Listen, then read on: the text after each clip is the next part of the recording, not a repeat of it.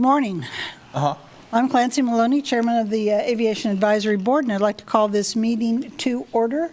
Scott will tell us what the rules of the meeting are, and then I have a few things to say. Scott? Yeah, good morning, everyone. My name is Scott Wagner. I'm the Lawrence Airport Manager, and welcome to this special December 4th meeting of the Aviation Advisory Board. And I just have a few housekeeping items for this hybrid meeting. City staff and Aviation Board members will be in person at City Hall. Virtual participation is allowed for any participant, including staff and the public.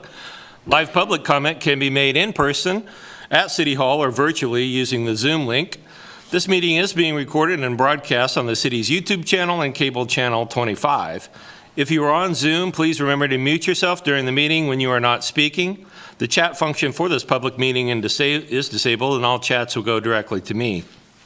When the chair calls for in-person public comment, individuals should indicate if they wish to speak, and staff will direct you to the podium. Individuals participating via Zoom should use the raise hand function to indicate that they wish to speak, and please state your name before speaking. Comments will be limited to 3 minutes.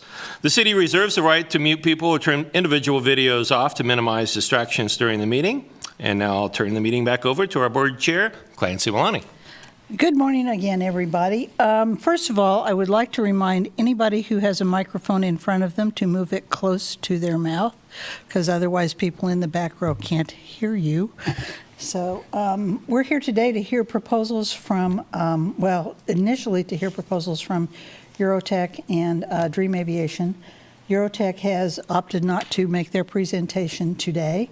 So the first thing we'll do is go to public comment, and that will be limited to any items not on the agenda. Is there any public comment? Okay. In that case, we are ready for Dream Aviation. I'll hook this up. And please give us your name so we know who you are. We're hooking this up. I'm Titus Spencer. Real quick, let me get started. So I think most of you have met me from the past. I've been coming to these meetings for a couple years now. We've been talking about this project for a few years. There's been some development since the last few times we met. So Dream Aviation have grown quite a bit over the last couple years. And Titus is my chief operating officer and chief pilot for the operation. So he's going to be presenting our plans for the Lawrence Airport, okay? So, Scott, on this agenda, where do I need to click? I'm ready to help. Okay, perfect. Oh, thank Didn't want goodness. to interrupt you.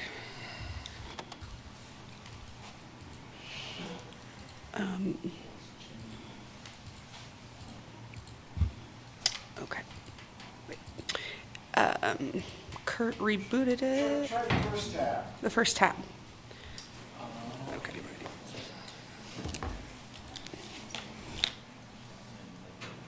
And That's not the one. that's not the right presentation? No. Okay, sorry.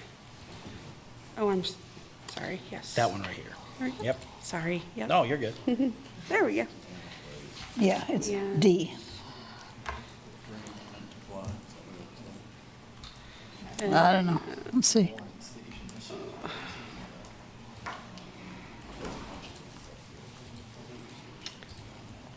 It's not pulling that option up.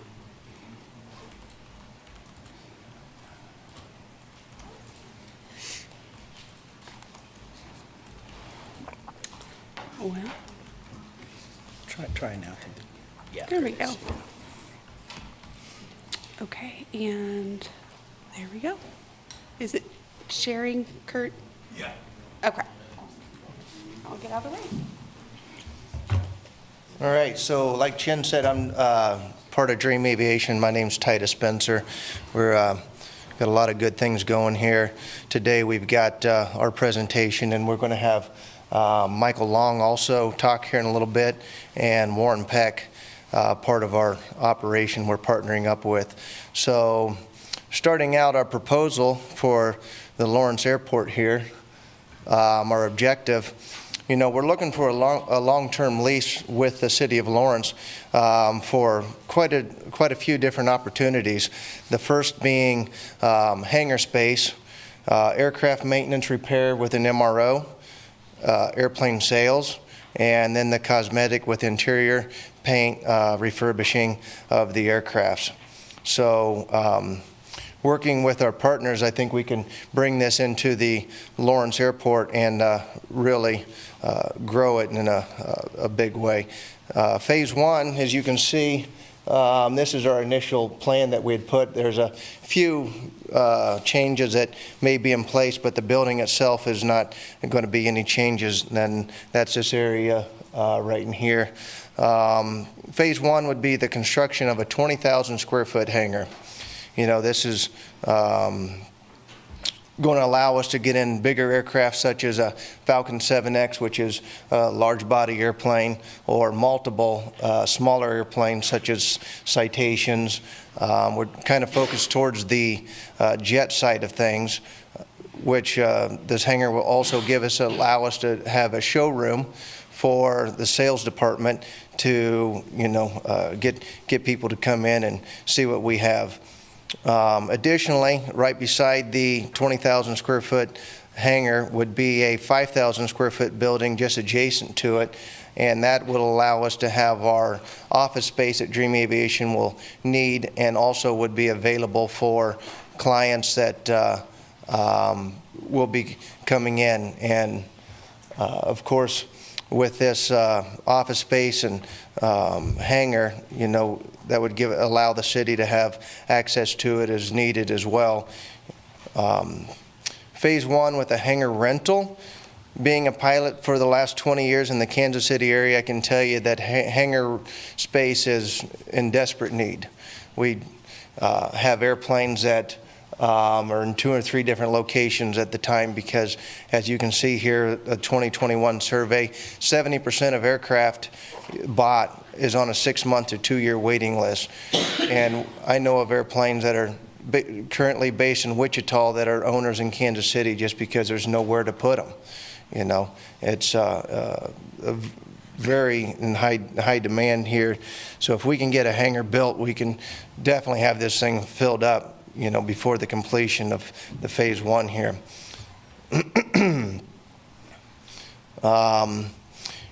We'll also be adding the hangar management division development, which will actually help us utilize every square foot of this hangar, because we will definitely need it. When it comes to the tenants and the leases, Chin, you got something? If I can add something real quick to phase one, tenant hangar space. Obviously, it's very clear. Hangar space is very, very difficult to find, extremely difficult. Downtown Kansas City, typically recently it's been about a 5-year wait to get some decent hangar space for larger aircrafts. So one of the things we also want to do is, besides just having hangar space in our new hangar, we want to properly divide that where we can do some maintenance and cosmetics and simple type of jobs before we move on to phase two, which Titus will cover here shortly. So that hangar is going to be a multi-purpose hangar, not just for storage. We want to make sure that we have staff to take care of the maintenance for a lot of these planes that are going to be hangared in that location. One of the things that we're super excited about, which Warren Peck, one of our partners, is going to cover with you guys. He is a current very successful MRO operator out of Bartlesville, Oklahoma. He works on mid to large size jets and even smaller jets. So in the Kansas City market, what we've noticed is there's no MRO that we know of that can handle jet maintenance. There's a lot of small aircraft maintenance shops, like in Johnson County and Lawrence Airport, like Kettrick Air, but for larger jets, there's no no shop that can handle those aircraft. So Warren, that's why we're bringing Warren and his company as partners in this venture, so we can provide that service in the market. Like today, if anybody that has a jet in the Kansas City market and there's major maintenance that needs to be done, they're flying to Denver, they're flying to Texas, they're flying to Oklahoma, they're flying to St. Louis. So I think there's a huge demand for a jet aircraft maintenance operation here in our market in Kansas. So just wanted to jump in real quick. That hangar is going to be used for a lot of different reasons, a lot of different tasks. until we get our phase 2 going. Sorry. And not only with convenience of being local, but it's the cost of the operation on an average jet of this size is, you can figure close to $5,000 an hour to operate. So to move that 2 hours each way, you've got about $20,000 in just moving the airplane without the, the cycles on the airplane as well. So being local, that would be a big draw for people to, bring it in here to Lawrence. And there's plenty of airplanes around that need maintenance. Going on with the tenants and the leases, it's kind of, this is pretty typical. What the tenants would have up front, we'd get a 1 year or a 1 month lease agreement, and then we'll offer a long-term lease agreement to VIP customers, maybe at a discounted rate. But basically that would be, the tenants and leases will be the same as, any other hangar. Nothing real new here, but it's the MRO is what we're excited about bringing in with the aircraft sales. Aircraft sales is kind of, our sweet spot right now. That's where we're giving a lot of our attention to, and we're partnering that up with Michael Long that came in today. He's from Scottsdale, Arizona. He'll come up here in just a second, but Michael Long's been a corporate pilot, and has over 17,000 hours of flying himself. He's got a couple years experience in the air ambulance.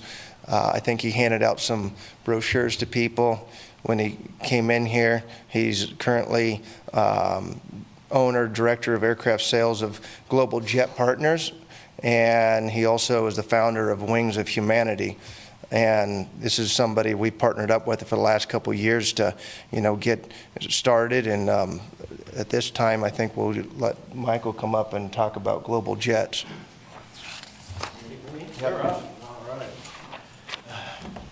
Good morning. My name is Michael Long, and as Titus said, I'm CEO and founder of a company called Global Jet Partners based in Scottsdale, Arizona. My background is I've got 45 years in the aviation industry, corporate aviation exclusively. I'm a 17,000 hour pilot. I founded 2 different aircraft charter companies. Because of that, was involved in the air ambulance industry for several years. Global Jet Partners is an aircraft sales and company brokerage.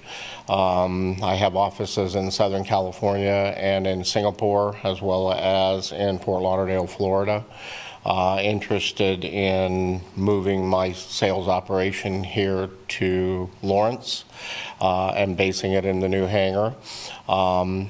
Been working with Chin for over 3 years now, and we partner up and buy aircraft for inventory, fix them up, resell them, do trades. It's all exclusively turbine aircraft. Back in 2018, I had envisioned the need for a children's air ambulance service that would provide transportation for critically ill children who otherwise wouldn't have insurance or the ability to pay, to have them move from children's specialty hospitals for surgery or other treatment they might need. So I founded a 501c3 charity, a nonprofit Arizona corporation, and that's called Wings of Humanity. We've been in business now for 5 years, 4.5 years, and I've raised a little over $1.5 million. Operate one jet aircraft, Falcon 100, that's been converted or can be converted for children's air ambulance flights, and looking forward to also basing our aircraft and operation here in Lawrence. And one of the reasons is because it's centrally located in the U.S. makes it easy for us to service hospitals around the country. Looking to grow that operation into kind of from a regional operation we are now to a national or even international operation. So we envision having 4 or 5 aircraft, probably 2 or 3 based here, maintaining the aircraft here, and also operating our aircraft sales division and doing refurbishment and that type of thing. So I don't know if you have any questions for me. I did leave a couple of brochures on the operation for Wings of Humanity, and we've probably flown about 20 sick children up till now. I have a lot more demand than I have available donor dollars. And so looking to grow that to raise more money and continue to expand. Thank you. Yeah.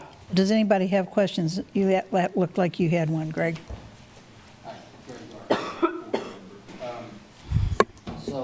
For sales and for 2 to 3 aircraft Wings for Humanity, how much of the 20,000 square foot hangar would you be using?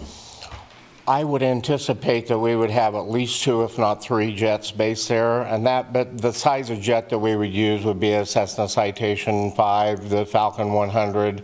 So a 20,000 square foot hangar would, house 7, 8, 9 of those size airplanes. So I would say we would absolutely take a third of the hangar and probably a good third of the office space as well. So between 1/3 and a half. Mm-hmm. Correct. Okay, and Chen, this will be for you from me.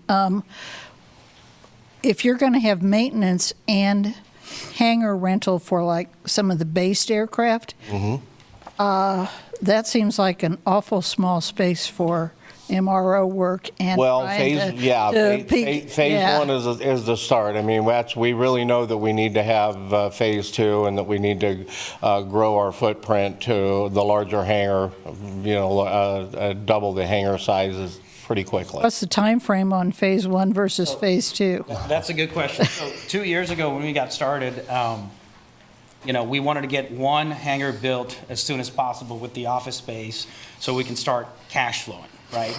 And then the goal was immediately after going to phase 2. Since the last 2 years, there's been some development, there's some other interest for the same land that we've been talking about for the last 2 years, which I'm sure most of you guys know. So it really depends on how all of that pans out and how quick we can start phase 2, to be 100% honest. That land is available like it was 2 years ago. We would be ready. we'd be probably starting phase 2 as phase 1 is getting built out. So right now it's kind of up in the air of how soon can we get phase 2 started. The answer to that would be the moment the land lease is available and the land is available for us for a second hangar, possibly a bigger hangar, we're ready to break ground. Okay. Others? Hopefully that answers the question. Carrie? This might, oh, sorry, go ahead. Yeah.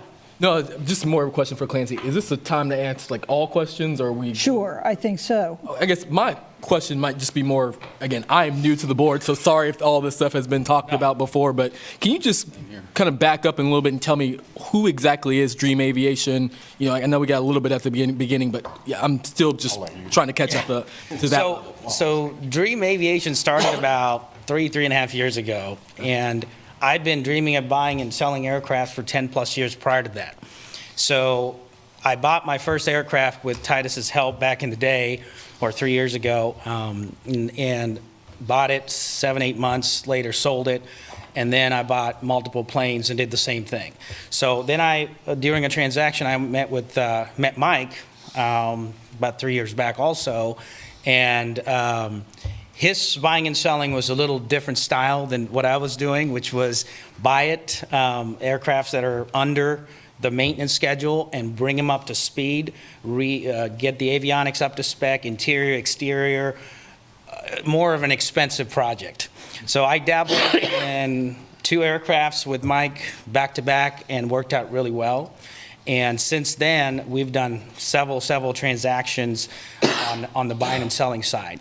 Now, from there, it's kind of morphed into what it is today, or the last 1.5 years or so, close to 2 years. We're like, okay, well, we need a base of operation to run our sales operation. And then we realized the demand for other parts of the aviation business in Kansas City. MRO, turbine MRO operation, aircraft management operation. So Dream Aviation is a full-scale aviation operator. That's what we want to be. Currently, we don't have dedicated space in order to grow to that level. Hence why we've started these conversations with you guys about a year and a half to 2 years ago. Does that answer your question? Yeah. Do they know your background and in the local community already? I do not, so if you wouldn't mind giving it as well. Again, sorry, new guy here. Gotcha. Background about what you do? So I came to Lawrence back in 2011. So I started the local Kia dealership with 7 employees. And I don't know if you go down 23rd or not, but we're on the east side. And started the Kia franchise in 2011. September was when I first got my license to sell. And prior to that, I've been in the car business since 2007. So started the company with 7 employees, and fast forward to today, I own 5 franchises, 2 body shops, transmission shop, and a lot of you guys probably know Brian Collision Center out of Lawrence. Been here for 20 years. Mike, Brian, and I are very good friends because he happens to be right by the Kia store. So ended up getting into that business, and we'll talk about that a little bit too, because that's going to be brought into the aviation side. As a matter of fact, it's currently part of or doing things for the aviation side, such as cosmetic work and paint work and things like that. So. Fast forward today, 300 plus employees, 15 different companies, awesome partnerships. So I feel like I've kind of done what I need to do in the car business, and looking forward to this aviation chapter in our enterprise, my life, and our partners. So that's a little bit about my background. So been in Lawrence since 2011, and looking forward to continue to help on the airport side, aviation side. Hopefully we can grow it to something much bigger, and one day turn Lawrence Airport into some type of international airport. So that's kind of my passion with the aviation side. Yeah. Okay. One more quick question. Go ahead, Clancy. As far as the first phase for this first hangar that's being built, I know you guys talked about, again, the need in the area, but do we know how many Lawrence residents will have aircraft hangared in that hangar, or do you have any idea of how much will be local versus how many will be? I think currently, the current hangar space that is available, and there's plenty of space for smaller aircraft operators to have space. If our space becomes available, or there's space within the hangars that are available to local, tenants, we have no restriction to that. We want to make sure it's available for everybody, because more people we have as tenant, better for business, right? Sure. So we have no issue with having it open to the Lawrence public or local tenants. Now, the goal is obviously get phase 1 going, hangar stocked, phase 2, and on. Right, because there's plenty of space available to continue to grow based on the master plan that we've been reviewing. So we don't want to just stop at phase 1 or phase 2. We want to continue to grow it as much as the business supports it. Thank you. You're welcome. This is Greg Gardner again. I think one of the reasons he's asking that is, if my memory serves, we have over 30 people waiting list for local Precisely. airplanes. So that's part of why he's asking. 30 people waiting for hangar For space? hangar Hangar space. space. Yes. That would be just for T hangars.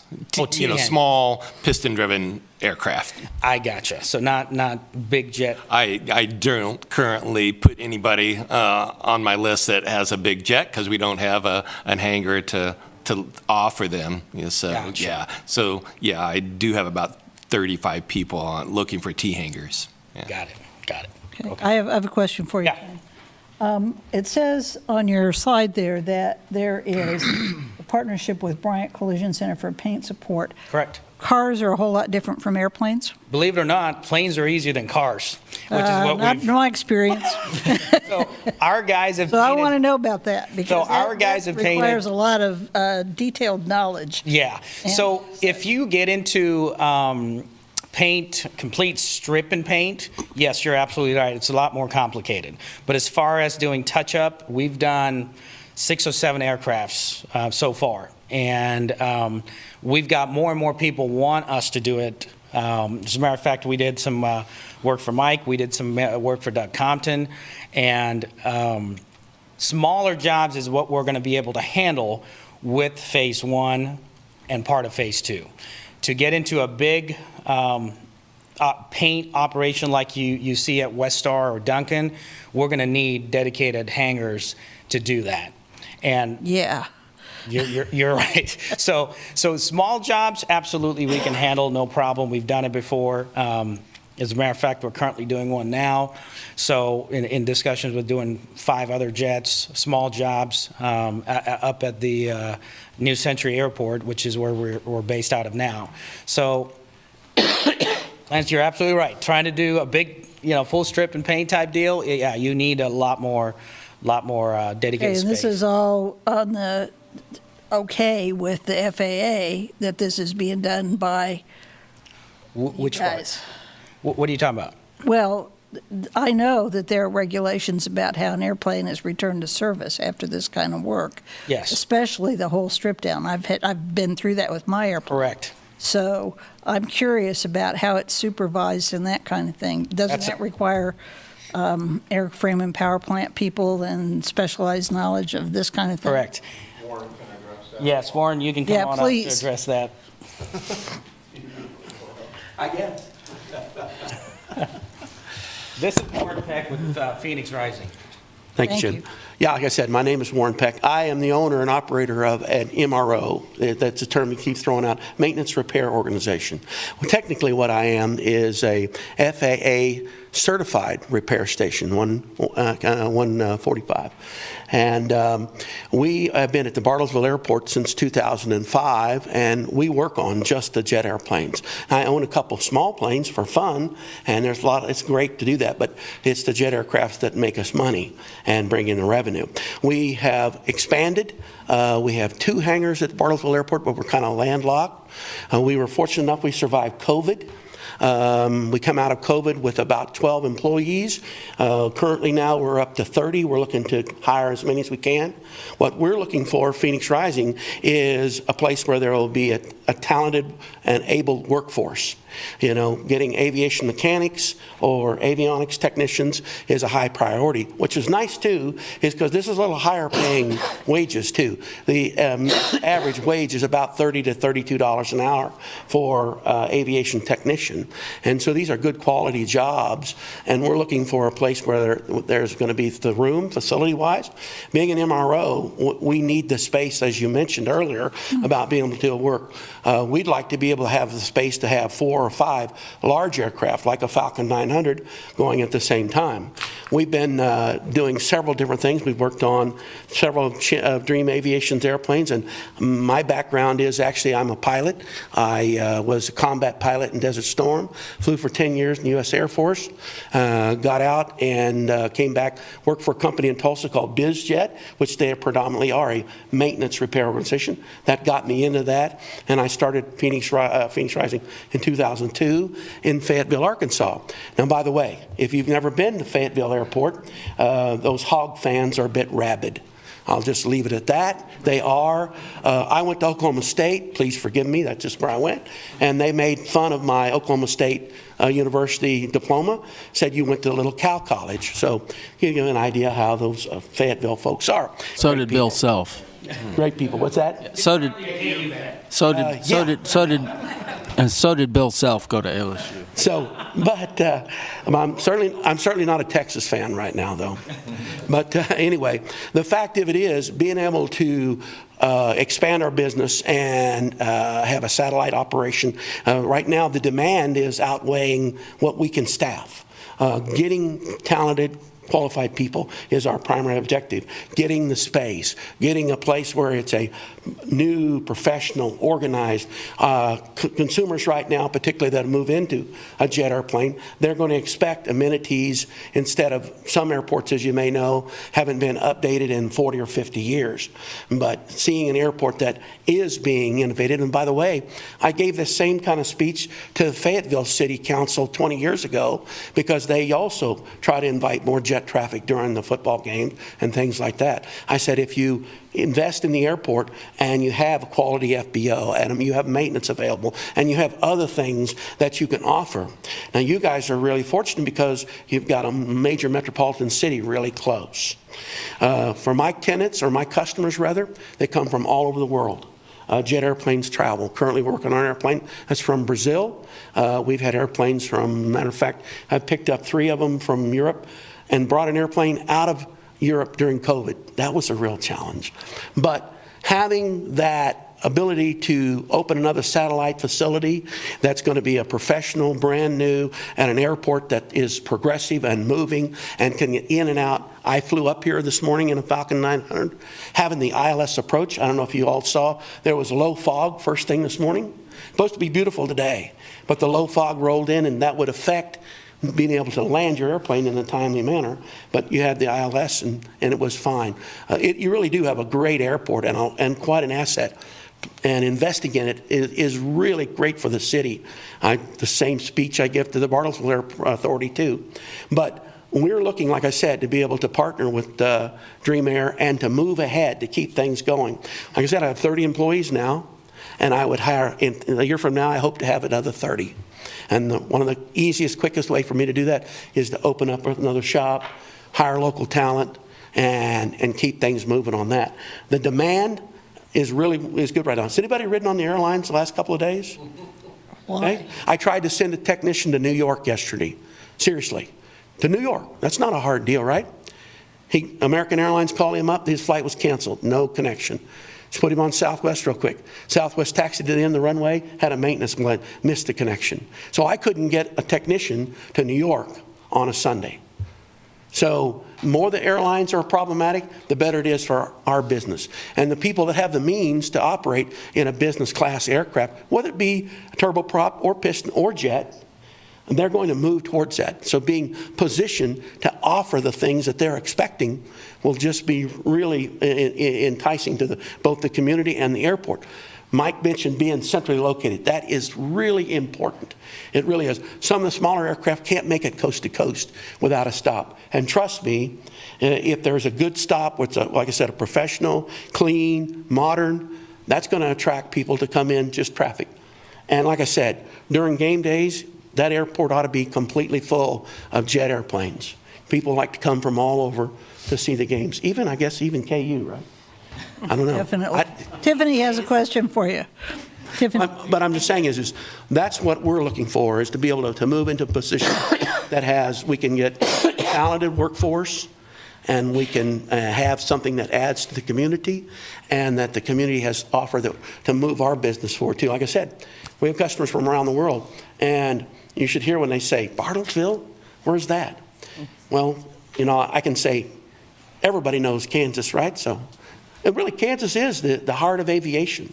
You guys know that. So building a quality facility right here makes a lot of sense. Okay, Tiffany, ask your question quick. That's all right. Hi. You've answered my question, which I appreciate. The question that I had was, how many of you are looking to actually relocate an office here versus expand and commit here? So you did answer, thank you. But for the other folks who've got multiple offices, are you planning on having all of those people come here or operate your office strictly out of Lawrence? Or will that be part of your other offices in your portfolio?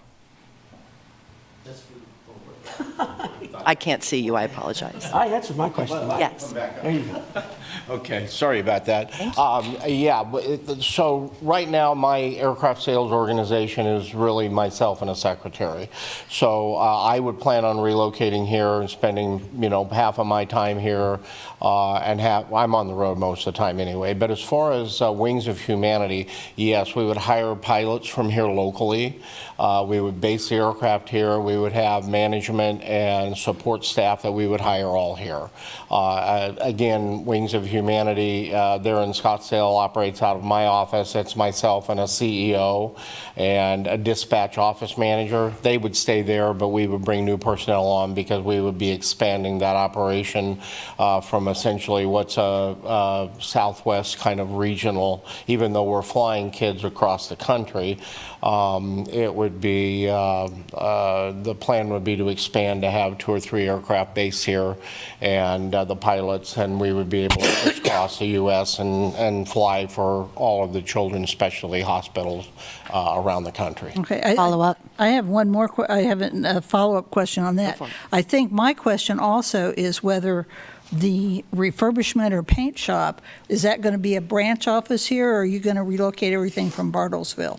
Is that what's, I mean? So the same situation on the paint and interior in Bartlesville.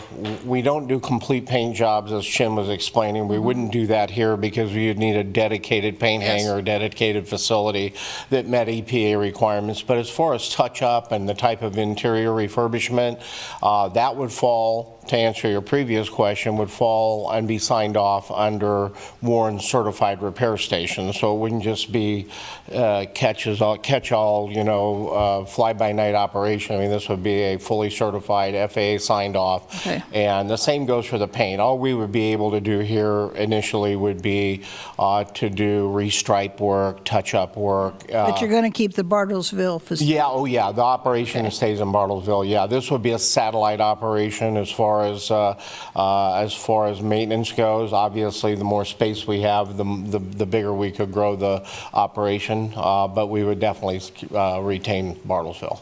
Okay. Any other questions from the board so far? How many of you have embarked on a project like this from phase 1 with a projected phase 2 with our aggressive timeline? Have we ever done one? Have you done something like this before? I have, yeah. I have actually built 2 hangars, and it's there in Scottsdale Airport as well as in Camarillo. I've got an affiliate operation that I work with in Camarillo that has 2 large, one is 2 40,000 square foot hangars, and that we operate there now, that I do some aircraft sales with them as well. So the funding and the timeline is definitely achievable, and we're chomping at the bits to get going. Okay. Any other questions on the board? Okay. I just recommend, there's several more slides in their presentation that Right. lay out a lot of these things, and so I think that it might be good to hear more from what you guys have, and Thank you. that Yeah. might be good. Okay. I was hoping that we could incorporate some of these, but yes, let's go ahead with the full presentation.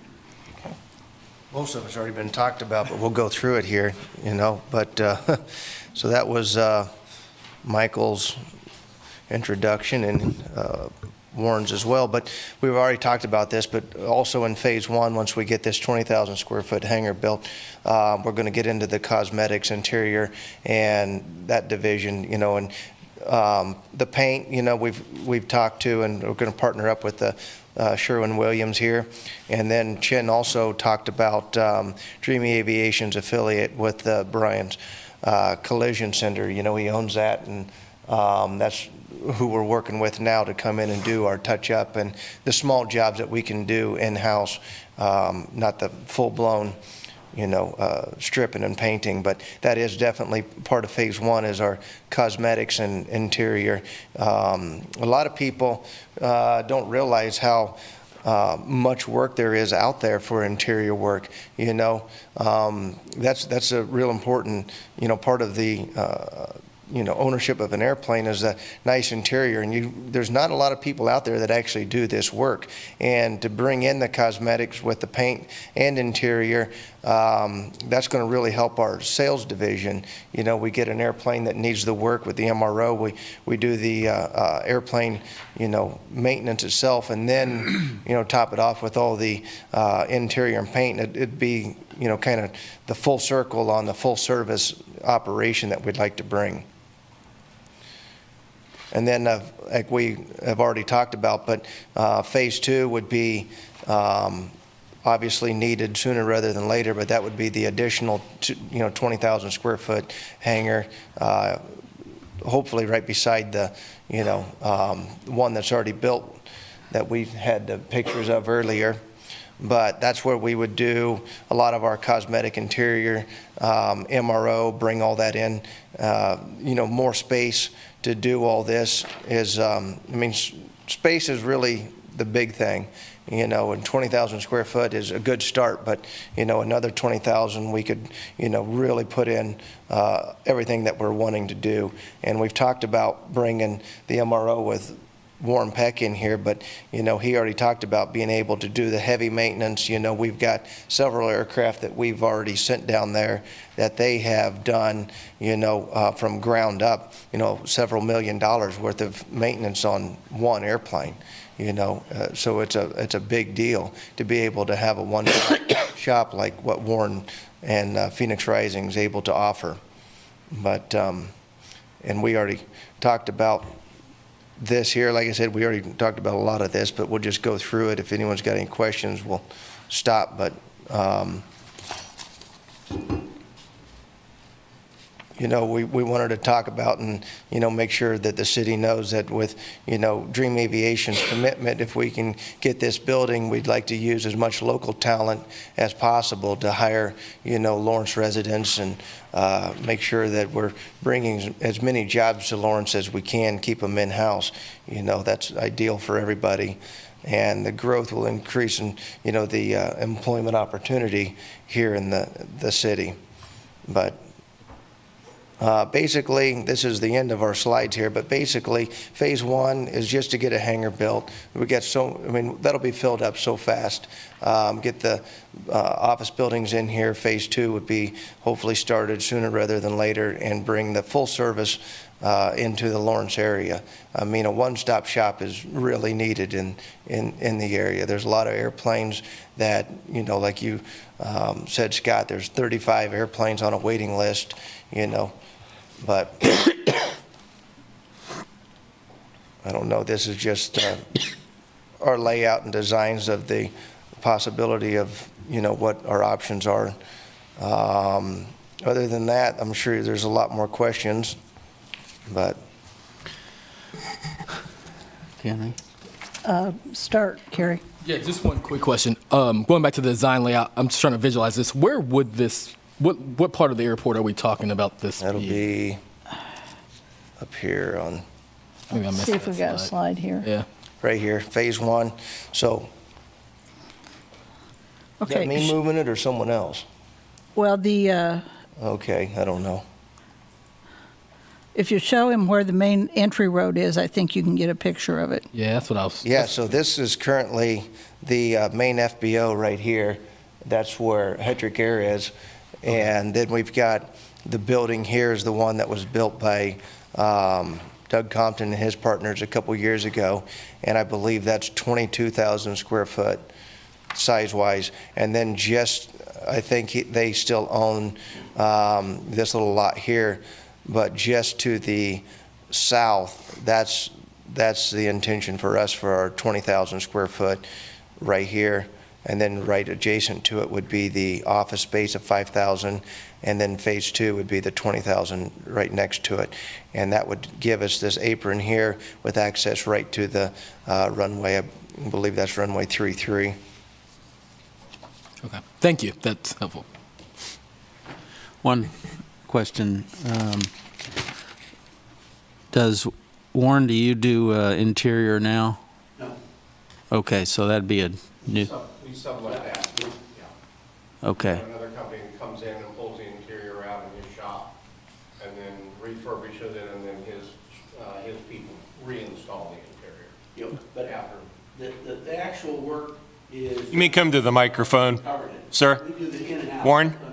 You may come to the microphone. We do have people online today as well. Sorry about that.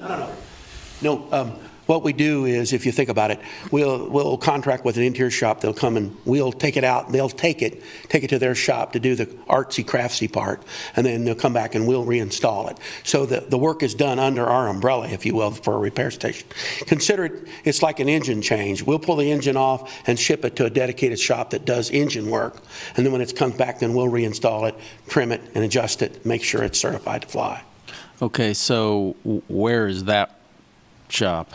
Is that? Well, there's several. We contracted with one out of Denver. We contracted with one out of Little Rock. We contracted one out of Mena, Arkansas. There are several different ones, and we give our customers that option. So if they come in and they say, well, a major inspection and the interior's got to come out anyway, then we'll say, do you want something done to it? And they can contract out that way. Okay. Anybody else? Okay, I have a question, maybe for Chin. Did you guys sorry to interrupt, Clancy, did you guys get through all your slides? Yes. Yeah. Okay. Yeah, okay. In the original presentation, however many months ago it was, there was talk about a restaurant. What happened to that? I think when we were going through some of the planning process, I figured that, well, restaurant would add a little bit too many hurdles, to put it nicely. So we figured we kind of pushed that to the back, you know? Okay. Is it still part of the long-term idea, or? I mean, if there's a demand for it, I think we have the space to do it. But I wanted to make sure our priorities were more aviation focused, getting the shops up and running before spending lots of time doing a restaurant. But yeah, I mean, the space is there, and if the need is there, that'd be really cool to have, because a lot of successful modern FBOs, they do have nice restaurant facilities. Yeah, now it's a $200 hamburger, right? Okay. Are there questions from? And Clancy, if I could interject on that Absolutely. topic just for a second. Absolutely. You know, we do have some planning and development staff here today. We've got Sandy Day and Ellie Mullins on our planning side in support of the proposals today. And we've had, obviously, several conversations with Chin and his partners in the last 18 months or so. And one of the limitations right now of the airport in terms of supporting a restaurant use is the higher flows into our sanitary sewer system. And so the airport itself has some limitations currently in terms of being able to support restaurant usage at the airport. As Kyle and I have updated the board the last few meetings. We have a sanitary sewer study underway. We are working on plans on how to sewer the airport, but that does present a limitation right now in terms of just the sewer capacity to handle those types of uses at the airport, Clancy. Okay. City ladies, would you guys like to chime in on any questions or issues? Good morning. I'm Sandy Day. I'm one of the planners. One of the base things that we look at from the planning side is the land use and how it responds to the city's zoning codes. So that has been also one of the topics that Chin was trying to graciously refer to. A restaurant under today's code is actually not a permitted use for the airport. One of the things that we are doing, the city is updating its zoning code, and so we are looking at holistically all the different zoning categories and land uses that are permitted. So that may be something that could open up in the future if the airport is rezoned. At some point, that could add other land uses that are not in the current list of permitted uses. And then coupled that with the infrastructure that's needed to support that kind of a use, the timing is probably just not quite there yet. Okay. That answers my question. Okay. Anybody else over there? Okay. I just want to say one thing. Sandy and Ellie, her team, we've had several conversations over the last month or two, and I feel we're making really good progress on finalizing the site plan and getting it to the next stage. So they've been extremely supportive in terms of helping aviation kind of move along at the Lawrence Airport. So I want to make sure I recognize these guys, because they've done a great job. So thank you. Okay, thanks. Kyle, do you have anything? Okay. Members of the public, are there questions? Ron, Richard, anybody? Yeah. Good morning. My name is Ron Renz, long-term tenant out at the airport. I've been in front of most of you for a lot. I'm always in favor of new business, especially new business that's going to bring revenue to Lawrence that's not here now, wouldn't be here because they're not here. If they come, I would say almost 100% of their business is going to be out of city, it's going to be out of state, most likely. Could even be out of the country. I mean, my business thrives because I do a lot of out of country. The big question I have, though, is this proposal's been in front of the city for a long time. And so my question is, are we on the timeline that you guys have been working towards? Are we behind that timeline? And if we are behind it, why are we behind it? And why? Because I think the board has been in favor of this proposal for a long time. And are we on the timeline that you proposed, or are we behind it? If we are behind it, why? Thanks, Ron. I don't know how to answer that, so. That's Jim's question. Okay. Richard Haig, and I was on the board when it was first proposed, and it was unanimous. Everybody was really in support of it. The difference today is we have a lot of city staff here to really show the city support to getting this project moving. So having the board support to move this forward, I think, is very key and very important, and pretty exciting time for the airport. Thanks, Richard. So, you know, I wanted the hangar up 2 years ago. So as far as my timeline goes, getting it up and running, we're 2 years behind. But I understand this is a very new project for me. Obviously, I'm in the car business. I have a lot of experience in the car business, but aviation was a uncharted territory. And then beyond that, getting things aligned with the city and committees and whatnot, that's very, very new to me. So I think it's been a very good learning curve along the way, and good training takes time, in my opinion. So, you know, I don't want to say that we're extremely behind, but I'm a very urgent person. So based on that, I feel like we're a little behind. But based on our recent conversations we've had with the city and planning whatnot, I think we're still in a pretty good place as far as getting it up and running. If I asked Mike would have probably said we should have had it up and running about 2 years ago, because we're trying to get the construction done and occupiable probably before the World Series or World Cup, because I think there's going to generate a lot of traffic in downtown Kansas City Airport. Does not have enough facilities, does not have the support to handle much more traffic. We've seen it. We've had multiple conversations with Signature trying to lock in a land lease down in downtown Kansas City, and it is very, very difficult. And they are definitely behind the A-ball right now. So I just don't want us to be behind the A-ball as well, because we have a huge opportunity staring at us with what's going to happen in the next couple of years. So long story short, could we have gone a little faster? Sure, but we've had some new challenges come up along the way, and it did cause some delays. But I think we've got things pretty much on the right track right now. Hopefully we can get a building permit early part of next year so we can start construction. Now, the construction, good news is, I think from what I'm seeing, there's a little bit less delay on constructing, because the demand is not there like it used to be a couple of years ago when people were building all kinds of stuff all over the place. So I think as far as materials and whatnot goes, the prices have come down a little bit from what it used to be, and construction crews are more available than what it used to be a couple of years ago. So as long as we can get all the approvals and able to break ground first quarter of next year, we should be in good shape. Okay, thank you. Sure. Also, we've spoken at length about the benefit of the hangar space. Since I came here 2.5 years ago, the first things I've been, of course, a pilot, flown all over the world. First thing I said is, we got to do something about the access to, as Scott knows, to the existing terminal building.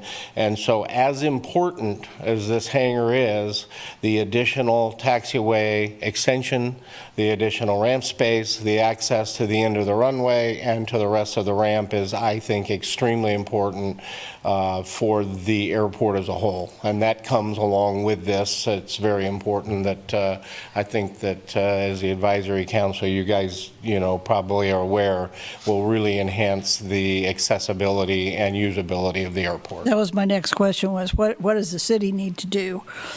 Or what does? It's in the master plan, and, you know, it's all you know, the extended taxiway, which would be access to the hangar, will also grant access to the end of the runway. We have a lot more ramp space, and that, to me, from 2.5 years ago, the access to the existing apron in front of the terminal building is difficult, and for a big jet like we came in today, it's rough, and I think that it prevents some people who would otherwise fly into the airport from coming. Well, that would be rectified with this facility as well. Thank you. Okay, Mr. Renz. Yeah, Ron Renz again. Good. No, those are great answers. You know, I know this is a big project, and I know I've been involved. My last project I just finished, we were working on 5 years, and we were successful in August. So I understand your problem. My comment really is, we want to make sure that the city and the airport board and the planning board aren't doing anything to slow this project down. This is a great project. It's a great project for Lawrence. What can we do to help? That's kind of where I'm going for, and that's what I'd like to see the board and the city do. Thank you. Okay, any other comments? Okay, Scott, what's next? Well, you know, I think we have had a change of schedule today, so we appreciate Dream Air's team in moving their presentation up to this morning. Clancy, we had originally scheduled a couple hours for each company's presentation, so I don't know if the board has more questions. You know, I had a conversation with Chin yesterday that this is the opportunity for Chin and his team to present to the board, for the board to understand who they are, where they're coming from, what their proposals are. So I think we can have more of an informal conversation, Clancy, if you guys want to continue that. If not, we could move some of our afternoon items up to now. I do know that Jeff Coleman, you know, we had asked him to prepare some commercial application documents, and he has done that. We've posted those to the agenda, but he had planned to present today, and he still plans to do that, Clancy, but he is on vacation visiting his son out in San Diego, so he's graciously agreed to Zoom in at 1 o'clock. Okay, I But think that we doesn't should- mean we have to stay tied to his schedule either, so. Okay, Or Greg? can we go back to still asking questions? Absolutely. Okay, so the question is for Warren. Just continue until we're done with questions. You mentioned the things that we need to do at the airport to make your projects most successful. So tell us, in order of priority, which of those things you overviewed a few minutes ago would be most important. So obviously, extending the taxiway for taxiway access to the hangar is obviously critical, and is part and parcel. But in the design drawing that's up phase 1, you'll see that taxiway access. You'll also see the extended ramp space. Because I'm new on the board too. Okay. I'm not as familiar with Okay. the airport, and I do couldn't we get see that up? when I don't know. when he was putting the arrow where he was putting it. So I don't know how we get that up. I'm used to. I was a fighter pilot and all that kind of stuff. So I'm used to north up. Is that north up? Yes. Yeah, okay, so let me bring that up. There we go. Now, can we see the pointer? Okay. If you just walk up there, that's. Just walk up? Okay, okay, very good. So, do you want to? Greg, do you want to come down near me too so you can see better? Come on over. The hangar phase 1 and office space, this is all just now empty field, right? It's just grass. Okay. Okay? This hangar is the existing hangar that Doug Compton has. This is the terminal building, the municipal terminal building. And we were here a month ago, obviously, when they were doing the presentation for the airport master plan and all of the stuff out here, 737s, and that's all stuff that's, being talked about.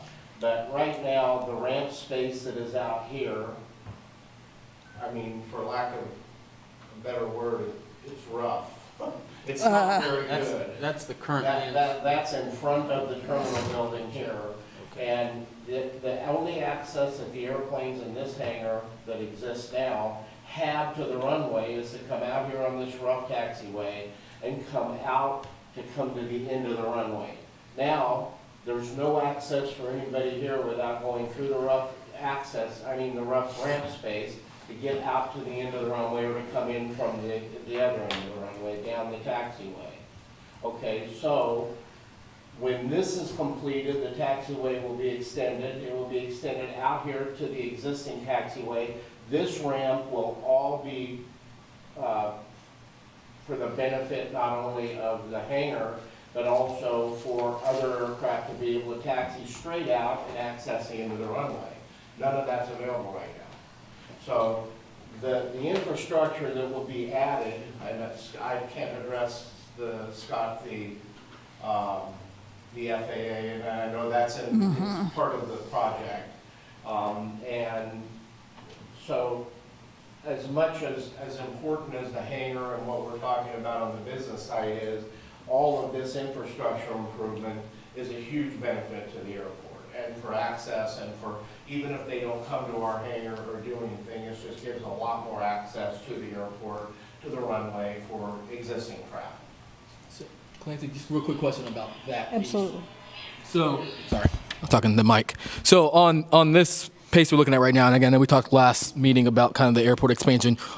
Maybe I'm curious to know which part does the city pay for and build versus what part does Aviation Excellent question, and I'm going to pay let for Scott answer and build, that. and how does that all work? I know we have FAA grants, but that's something that you'll have to. Actually, maybe I might come up to the pointer there. Okay.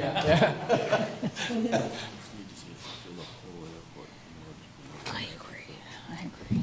See if this is, so that's a great question, Carrie. So in our original discussions with Hetrick and Doug Compton, he's had a site plan, and Sandy can address kind of this original concept plan, an approved site plan from when I became airport manager 2 years ago. We have a ground lease with Hetrick Air Services for kind of the east half of this lot. And in order to get aircraft to that, we had discussed building a taxiway to that hangar, had some good discussions with FAA on that, pretty much had gotten their approvals to construct such a taxiway. And with this development, we entered into a ground lease with Hetrick Air Services, and we entered into a cooperation agreement with Hetrick Air for the city's participation in building a taxiway to this point to service this hangar. But that was all with Hetrick Air. In our recent discussions with Dream Air, as these concept plans have kind of changed, and I've had some further discussions with how to connect with Taxiway A out here that serves the primary runway. We've shown kind of a direct connection to Taxiway A off of the apron coming off of this hangar. So that's kind of the current state of our discussions. So going back to this original concept plan and approved site plan with Hetrick, that was how we were discussing connecting to the proposed Hetrick hangar. At the current time, in terms of who is paying for what, we really haven't envisioned constructing this at this moment because we don't feel like it's needed. We would envision a construction of an apron with a connection to Taxiway A, and that's posted on the site plan that Chin's group has most recently submitted with land plan. So that's what we have posted on the agenda, and we could pull that up if you want to. Perhaps future development, if this hangar gets constructed, then it may make sense to eventually build this taxiway. Going back to a couple other projects while I have the mic, and Kyle can provide some updates on this as well. Yes, the apron is in rough shape. And we currently have a Kansas Airport Improvement Grant to design the apron. And so we hope to get that on, I believe, the December 12th City Commission agenda for a contract with Garver to start moving forward on that project, because it's surely needed. We have a KIP grant of about $800,000, Kyle, for construction, reconstruction of the apron. That's currently not in the approved city CIP for 2024, but we hope to move that forward either in 2024 or 2025 to make sure that we utilize those KIP dollars for improvement of the apron. The Garver Master Plan contract is on tomorrow night's City Commission agenda, so stay tuned for that. We hope to make some good progress in moving forward the master plan work as soon as possible. So I don't know if that answered all your questions, Carrie. In terms of the apron construction, the applicant hasn't asked for any city participation in funding the apron out and a connection to Taxiway A at this point. So the project that they're proposing builds the hangar and the apron with a connection. That's correct. And we can pull up their site plan if you want me to pull up that document, Jen. Yeah. Let me see if I can get to it real quickly. So this would be the most recent updated site plan.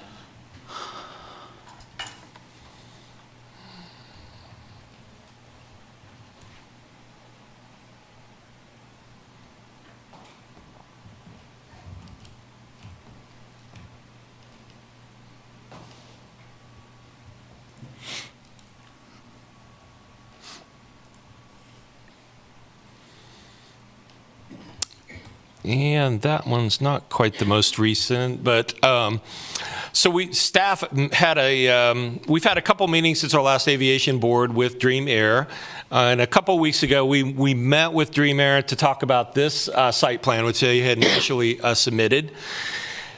Staff's initial concern was with the parking shown here. The airport master plan, the current one from 2012, and I don't know if the screen is sharing or not. Hopefully everyone online may be able to see that. Showed really development of hangars throughout this entire area. And so we discussed with them of not having this kind of parking for their proposed project in here, but instead probably building an access point down here off of Airport Road to get to their office and hangar. But in the future, this access road could be a future taxi lane for more airside development and preserving more of this space up in here for future hangars and future airside development for the airport. And so they have submitted an updated plan that does not show this parking space here, but shows their office and hangar. And so out here is the connection I was talking about with the apron and a connecting point right out in here to Taxiway A. Again, preliminary meetings with FAA staff probably over a year ago. We showed this connection point, and we received positive feedback from FAA on that aspect. So that would be something that they have not asked us to fund at this point. Okay, so bottom line for a simple person, fighter pilots like it simple. Their plan builds a hangar, a ramp, and a connection that doesn't require us, the city, to do the other things. The other things are important, and we have them in our CAP list, but doesn't require it. At this point, with our, and Brett Hull, I see him on the line. I think, as we move forward with this site plan, Brett, we do need to set up a meeting with FAA staff to show them this revised site plan and just make sure that FAA Central Region planners are okay with what we're proposing out here. But the answer in short is yes. However, planning staff may want to weigh in. I mean, there's other aspects to developing at the airport. I'm thankful that planning staff is here today because there are water lines to be constructed, sanitary sewer connections to offices and hangars, and some of those details have yet to be worked out, I would say. Okay, next question. How does the replatting play into all of this? Another excellent question, and I think I'm definitely going to turn it over to planning staff to answer that. And so as I reported at the last Aviation Board meeting, the city is proactively going to replat the airport, and that hasn't started yet. That will take place hopefully in 2024, but it's a year-long process probably to replat the entire airport. And the goal would be to make it more simple, to have the airport receive development proposals like this so that we don't have to go through a minor subdivision replat process like they've currently submitted, that they can just submit a site plan that either could be administratively approved or just go through the site planning process with planning and the planning commission. But that's in process right now. I'll ask Sandy to kind of talk to us through how we can move forward with this proposal currently. But that's kind of the long-term goal, to make development at the airport easier, and that's why staff has initiated some of those processes on our end. Sandy? Again, I'm Sandy Day, one of the planners. And I am a land use planner. I don't have a specialty in aviation other than what I've learned on the job and working through these different projects. The city code requires that in order to issue a building permit, the property has to be platted. So that invokes the city's subdivision regulations. So what we're doing with this project, because the project is proposed on multiple platted lots, the applicant needs to go through what's called a minor subdivision, and that replats the affected lots for their project and consolidates it into one. And we've worked with the applicant to identify the most streamlined process that we can, which is the minor subdivision. There is a street that was originally platted, I think that's Taylorcroft, to the south. We've asked them just stay away from the right-of-way for right now. That will let us combine those interior lot lines and dissolve them so that they have one complete lot. And as Scott mentioned, long-term plan is to replat the entire airport. That will allow the city to be more responsive and more flexible to different development applications that come forward in the future. Platting originally was thought of as a way for the city to kind of manage leases. We didn't at that time really have the advanced tools that we have today through GIS, that when we went to describe leases, everything had to be hand-drawn and surveyed, and that just was a real challenge. But to be able to show platted lots out to a prospective applicant, the subdivision tool worked very well. You plat it once, you have a lot, and somebody can go and build on that. And as we're finding, the way that it was platted is not necessarily working out with exactly how the airport is developing. So this is kind of a short-term response to that plat process. It's marching along kind of parallel to the site plan. I can't let an applicant, can't issue a building permit on a building that goes over lot lines, so we do need to go through that exercise. Typically, minor subdivisions are administrative. There's a couple little variances. We will have to have the Planning Commission consider some of this work as well. They sit as the Airport Zoning Commission, I believe is what they are called when they have to act on anything on the airport. But for the subdivision plat piece of it, the city actually is the property owner. So one of the things that will have to happen is the city, as the property owner, will sign the owner authorization. That's a process internal to the city that will have to get the application in front of the city manager to sign that application, and then we can click forward through the rest of the process through the subdivision plat. It's very high level. I'm happy to answer any questions about that. Tiffany. Does staff expect opposition or delay through that process in any way? No, I would be very surprised to hear opposition either from the public. Subdivision processes really are in some ways kind of ministerial. You either meet the requirements of the subdivision process or you do not. There are different processes if there is Airport Road is a very good example. It was not constructed to typical city standards, so we will have to process a technical variance to that. That's not an unusual process at all that we would go through. The curb and gutter, the sidewalk, those are design elements that we would require of any public street, but the airport is kind of unique. Airport Road has existed for a lot of years with the design that it has, and so there's not necessarily an expectation that we're going to rip out and reconstruct Airport Road for this project. We are having discussions through the site plan about what is good pedestrian connection. What is reasonable pedestrian connection. And so we have preliminary comments in the site plan. We've submitted those to the applicant. That's something that city staff is also looking at. How do you connect this building to the next building, to the terminal building?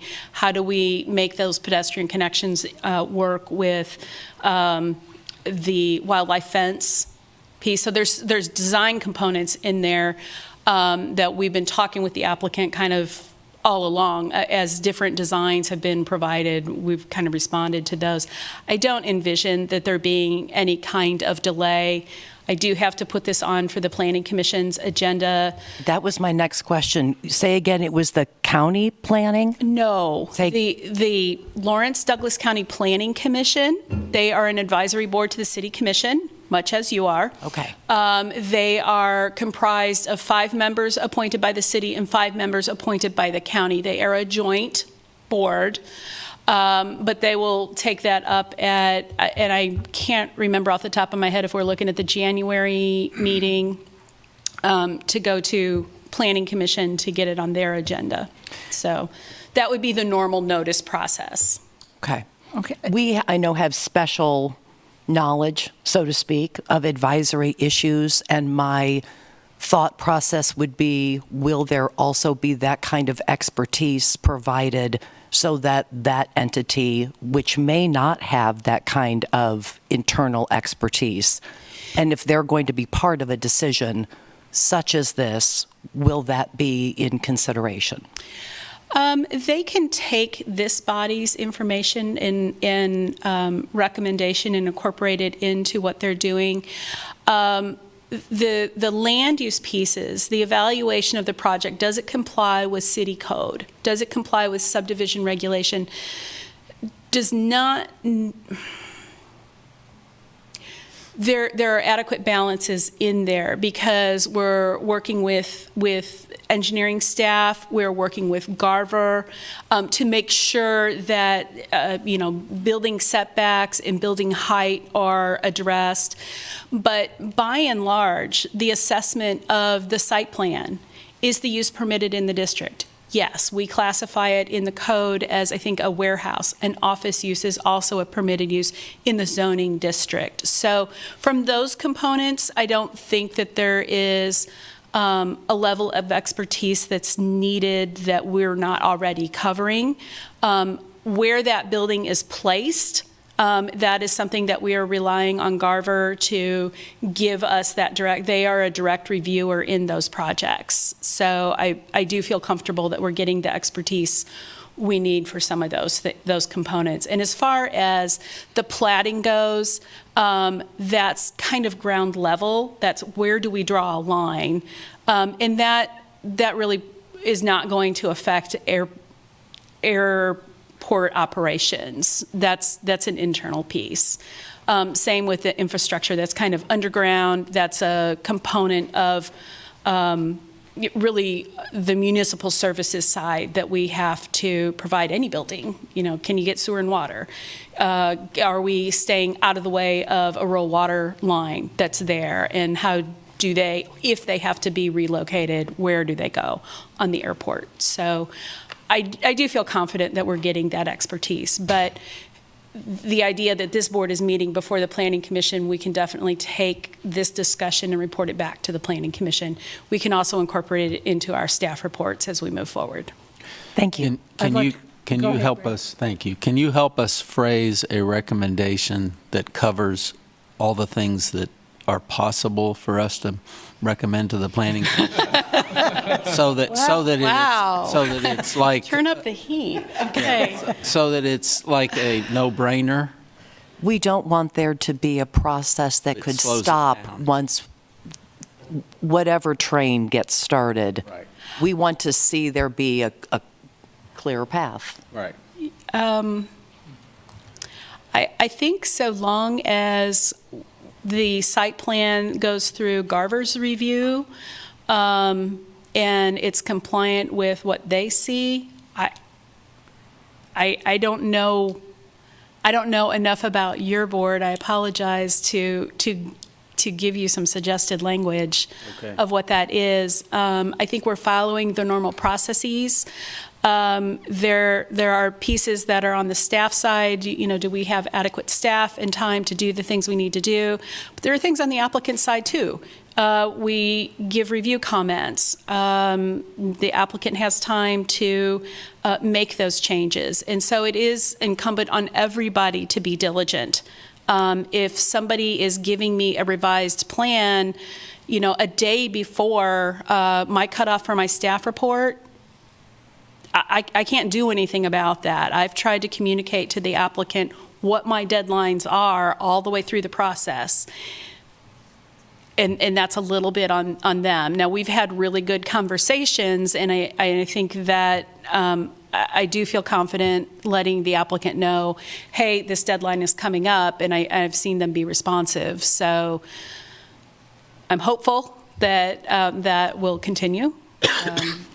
Thank you, Sandy, very much. You're Okay, welcome. I have one more question before you go.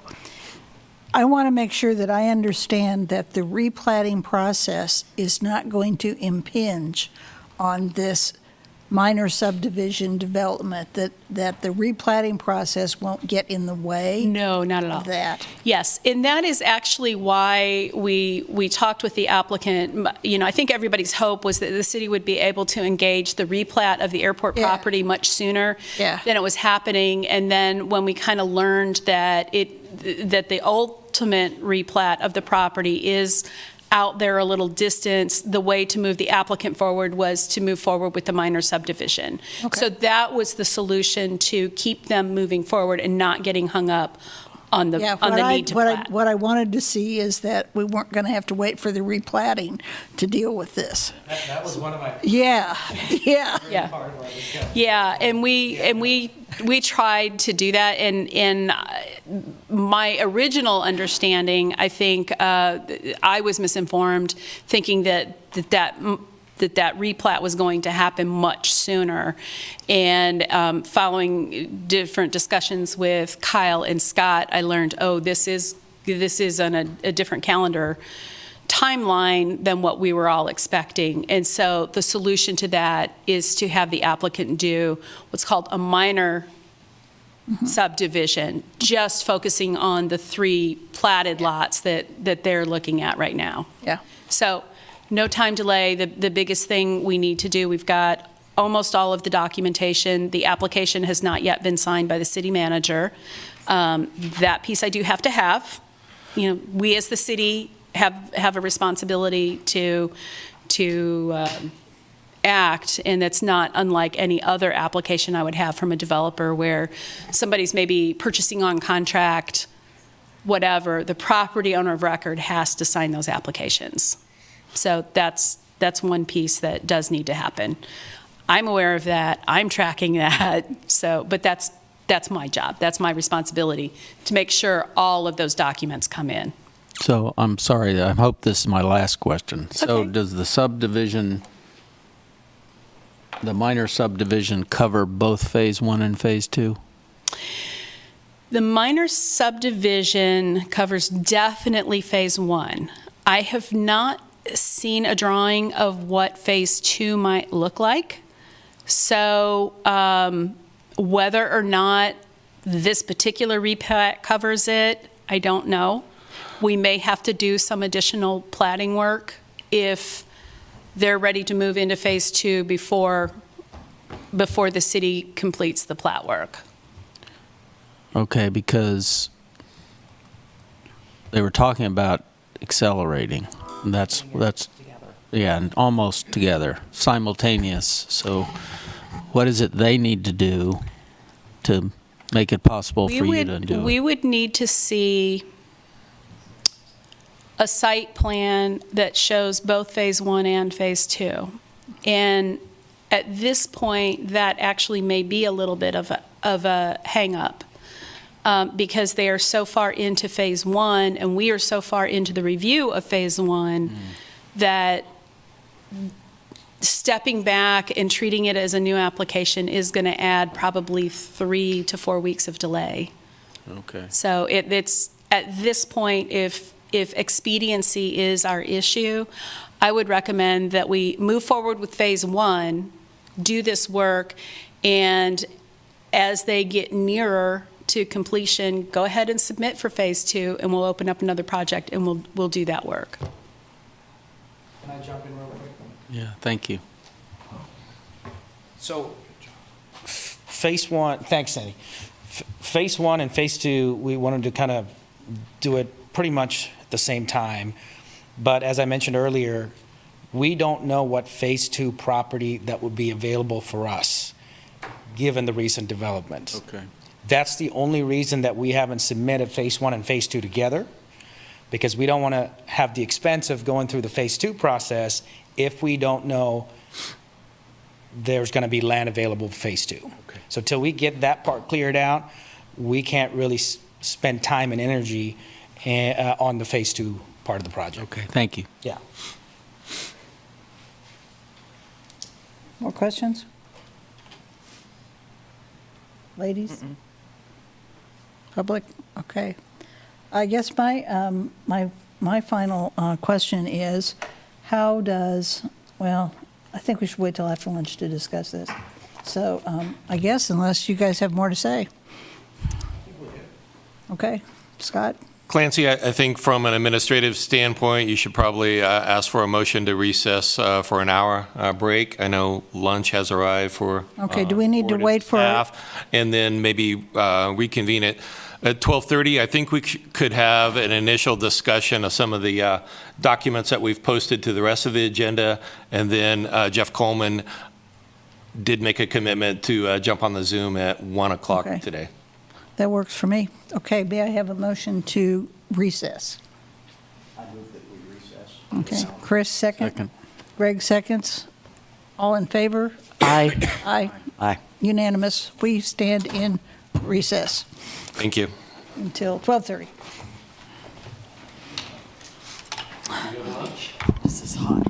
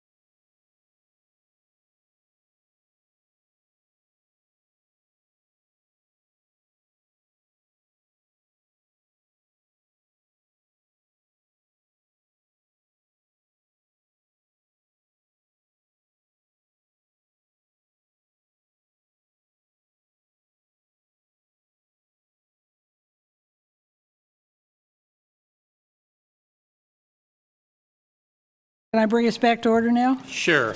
Okay. The Aviation Advisory Board is back in session at 12:30 on December 4th. And Scott, I believe you have something you need to say? Well, I'll try to lead us through this afternoon's conversation. Okay. Clancy, so we've got two items on for this afternoon. If you recall, I think at last month's board meeting, I did briefly mention that when we went to the Four States Conference, I listened to some presentations on ag spraying operations and realized that our airport minimum standards do not address those at all. And I think that's something that's lacking in our airport minimum standards. And I think I reported in November that we were going to give Jeff Coleman of the Aviation Management Consulting Group under contract to take a look at updating our minimum standards and certainly adding those provisions. But as we've gotten further into these business license or business applications from Dream Air and Eurotec, I think probably a refresh of having Jeff look at our minimum standards just to make sure that there's no recommended changes from an industry best practices perspective is needed.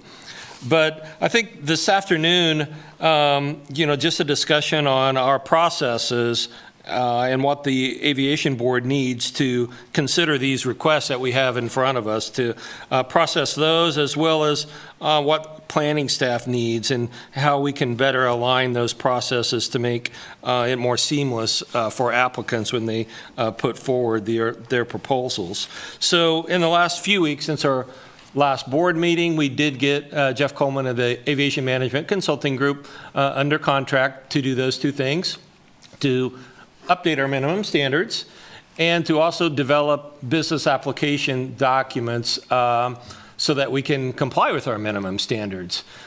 The minimum standards that I have posted to the website were last adopted February 6, 2018, so it's been a few years. But I did want to point out on page 4 of those minimum standards, paragraph 3, it discusses an application process to conduct aeronautical activities. One of the bullet points there says, any individual or entity wishing to conduct an aeronautical activity must submit an application to the City of Lawrence as presented in Chapter 5 of these minimum standards. So if you turn to Chapter 5, it kind of lists out a laundry list of application requirements. The thing that's been missing really with us and our process is we didn't develop application documents and application itself. And so that's what Jeff Coleman has provided, and that's what we posted to today's agenda. How does the Aviation Board ensure that our minimum standards are actually being complied with, and how can we evaluate these proposals as they come to the airport, and how can we properly vet these companies to make sure that they can actually follow through financially with the commitments that they're putting forth in a development proposal. So I think Jeff has put together some really good documents. That's really the only action item I put on today's agenda, to provide some input to us as staff on these documents and consider authorizing us to finalize these so that we can get them to certainly Dream Air as an applicant, and that document, once we have it and it receives initial approval, and we can, discuss process today too. At one point, does staff send it to the city manager's office and say, we're going to move forward this application to present a development at the Lawrence Regional Airport? So I'm maybe going to turn it over to Melissa just for a brief discussion on process, because I think there has been a little bit of disconnect between the planning and development side of things and what the Aviation Board needs to really make sure that our minimum standards are being complied with and the airport master plan is being complied with. And I think we had a brief meeting with Jeff Crick, the Director of Planning and Development Services, on Friday, and I think we can certainly work to streamline this process a little bit more. Melissa? Absolutely. Melissa Sieben, Director of Municipal Services and Operations, and Sandra Day over there and her colleague also from Planning Me want to jump in on this. What Jeff and I are trying to do is get to the goal of having, as Scott was saying, a streamlined process. So currently, we haven't adopted an application process per se as an airport manager. What we are looking to do with some of the work that will be coming for you later today is have such an application, but we want it to be completely in alignment, Jeff and I do, as directors, with the city's processes for planning. So the goal here is we're going to take whatever's submitted to us, and we're going to go through and look at, there's like one question that's asked on one but not on the other, and merge those together and really get down to one application. Then that application will also come with a document that expresses the process that you'll go through and how that'll work as an applicant for these particular leased sites. Okay, so this isn't going to apply to something that's off the airport premises but has adjacent airport uses. This is only going to be on city-owned property that's for the airport. So I'm just trying to make that clear. Since one of the applicants we saw today, Dream Air, is already in the track, they're going to have to work through us on the what I would consider the more convoluted version that doesn't necessarily align as well. But we're not seeing a lot of delta from what was submitted by the airport consultant that Scott was referencing and what's currently in the city's site plan application process. Sandra hasn't seen it, so I'm just looking to her to make sure she's not, no, Melissa. The other thing that we have to do within this process is determine at what point, when we're working through with applicant, the leasing language. So some of this will kind of run in tandem to make sure that they understand our expectations at the time of submittal for either a minor site plan or a site plan application. And that also depends on when we get the lot lines removed at the airport, which is another project we also have going to expedite development out there. Because again, that's a whole nother set of hang-ups. And these are all things that I've discovered as working with Scott and Angela over the last number of months that are things that we have to remove out of our way for the airport to be able to kind of excel, if that makes sense. So in the leasing agreements, we have one currently out there. We have some pretty decent lease language in there as it pertains to sort of, moving on a project, but we really want to closely tie any site plans that we're doing with that language to make sure that something is happening on the site if we're going to tie it up. So that is just something that I think is incumbent upon a public entity who's managing land, is that we don't hand out leases with no expectation of that use, which we're looking as an economic driver for the community, or to provide elements for functional uses for the, traveling public. And that's kind of a conundrum that we see if we don't get those two aligned. Certainly with our minimum standards that we're working on updating, we're also looking at the compliance with the master plan, and all of those things feed into the site planning process to make sure it's in conformance, that we're not accepting applications that maybe aren't in congruence with that. And I would say that we will see those challenges, which is why we have to get all this work done. It's really important. And it's too bad we didn't have it in place already, but we've recognized it and we're working through it, and that is where we're at. And I'll say for our team, we're very happy that we're getting to this point so that we can provide better service to you guys as well as any future customers at the airport. We do have options pertaining to leasing and how we do that, and so that may come back in a future consideration depending on what our conversations with legal are over the next number of weeks or months. And just so you know, the current airport master plan that's out there, not the one you're working on, but the one that's currently adopted, is incorporated by reference into our 2040 master plan. So that is a document that Sandra and her team would have to look at in order to determine if the site plans were in alignment with the city's goals, and that includes the airport's goals. That is all I have at the moment. Scott, is there anything else you wanted me to cover? I don't think so, Melissa. I think we had a good conversation with Jeff Crick. I think the goal is to kind of merge these application procedures so that it's more seamless for an applicant.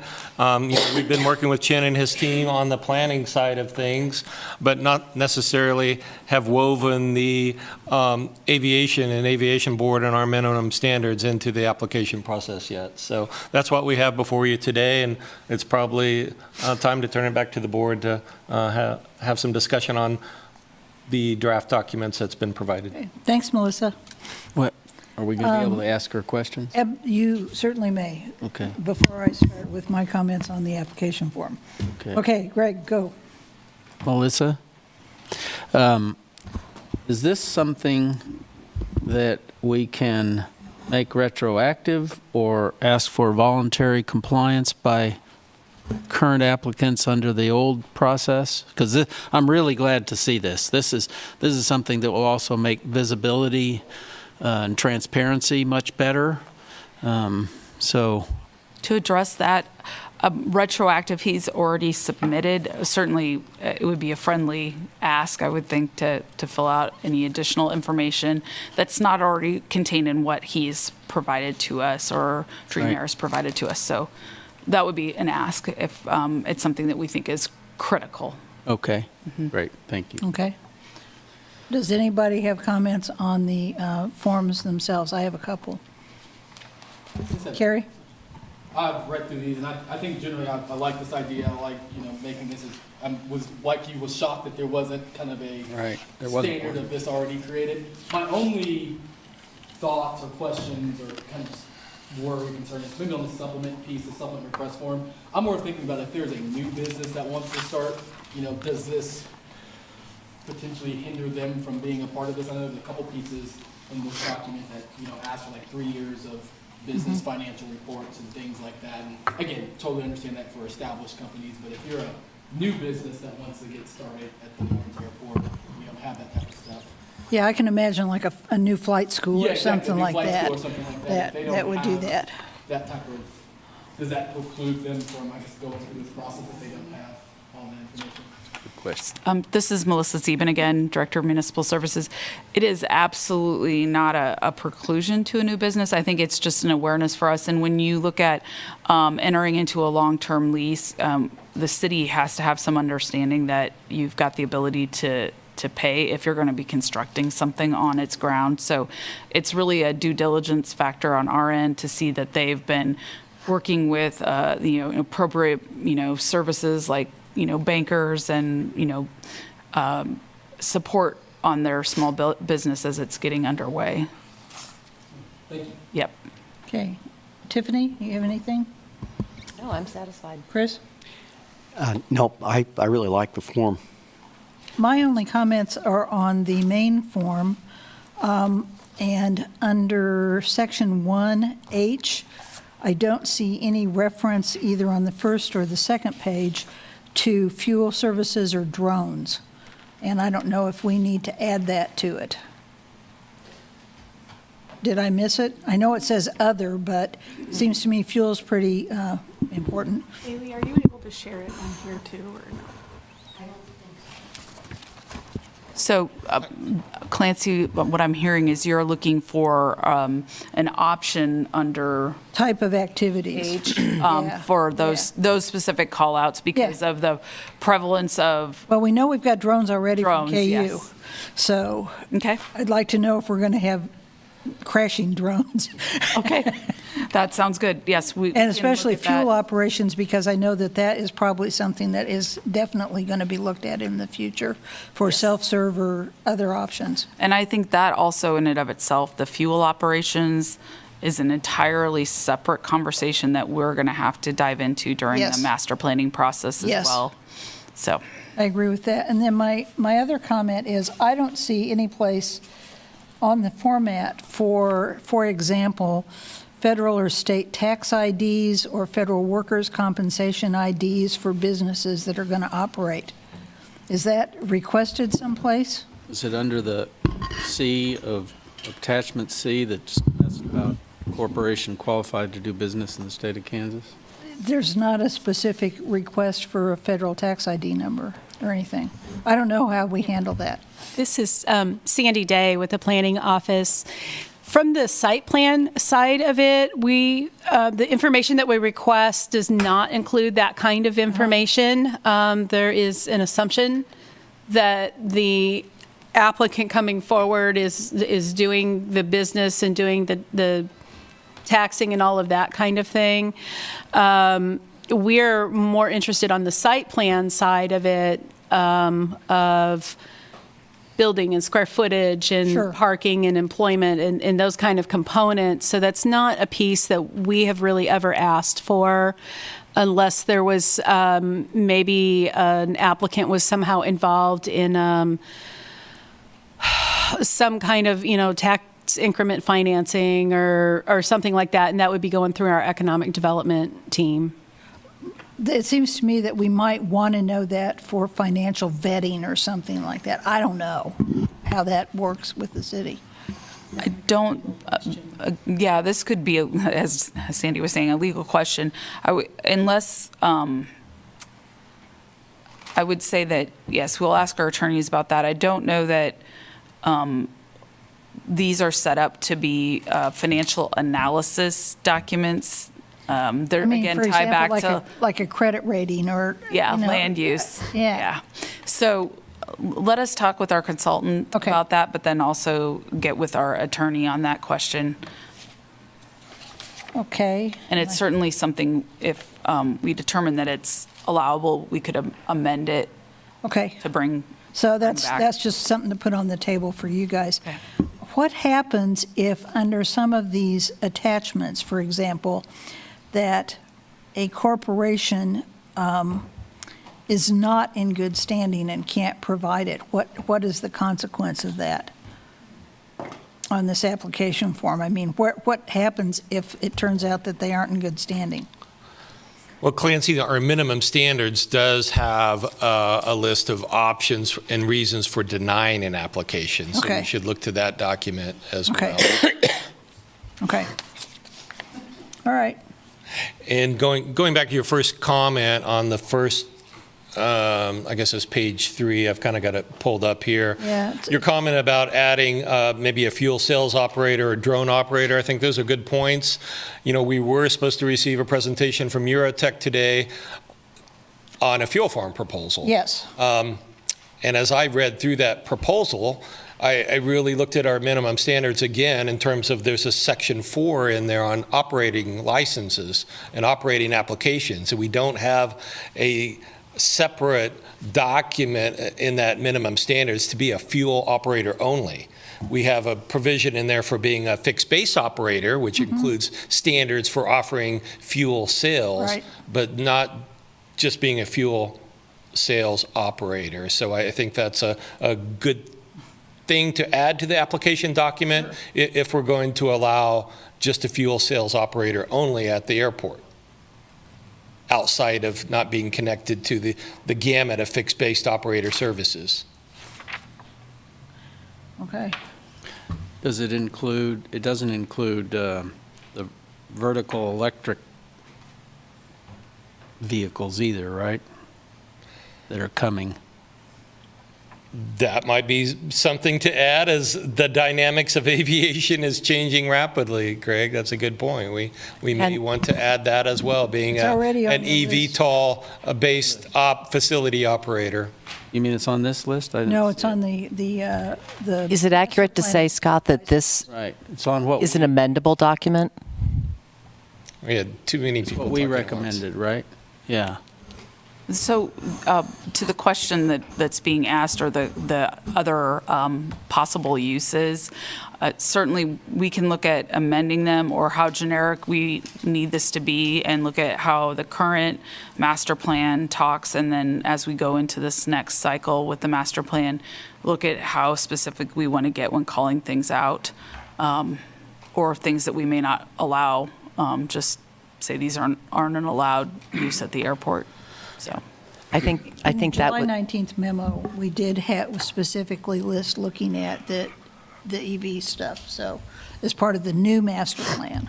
So, Tiffany? I think that was my question. Is there an advantage in keeping this document not as specific so that it can be, it can be amended down the line if industry moves that way, but in order, if, for example, we want to make progress forward, this form can serve until we look at any necessary changes. That's also as accurate. Is that correct?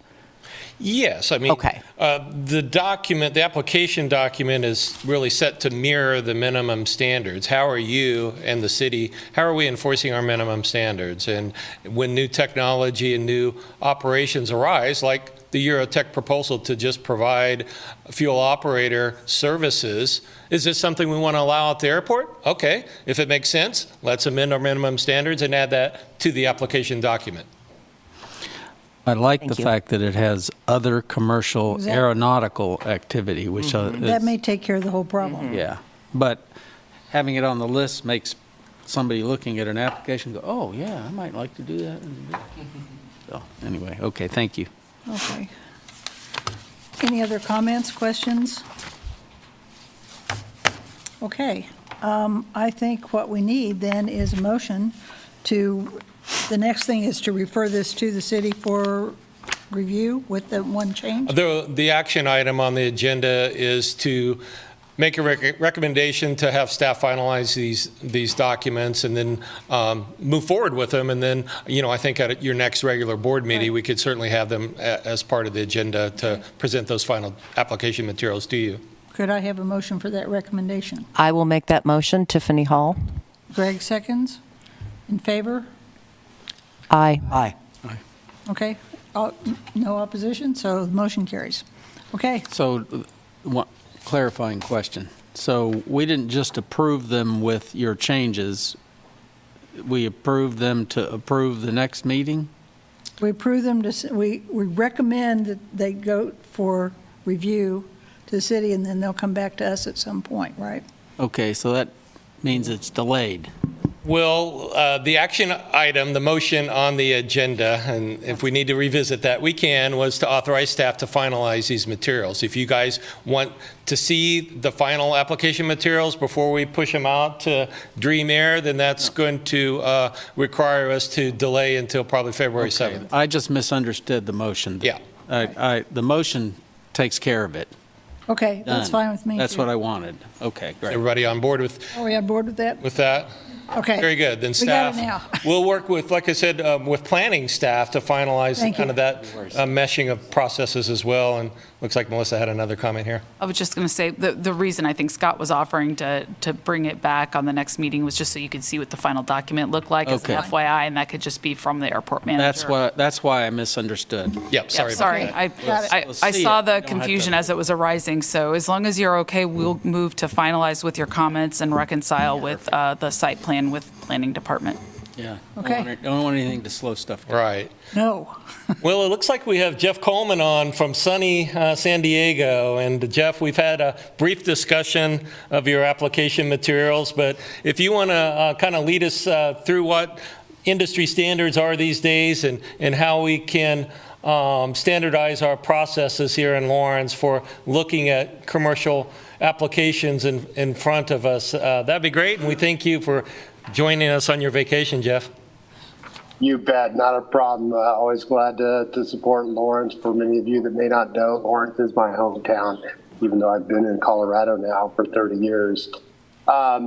Just an overview, we've developed these applications for use with it throughout the industry with different types and size airports with one goal in mind, and that is to make sure that the airport sponsor has all of the information that they would typically need to make an educated decision on leasing their land and improvements and allowing for commercial aeronautical activities to take place.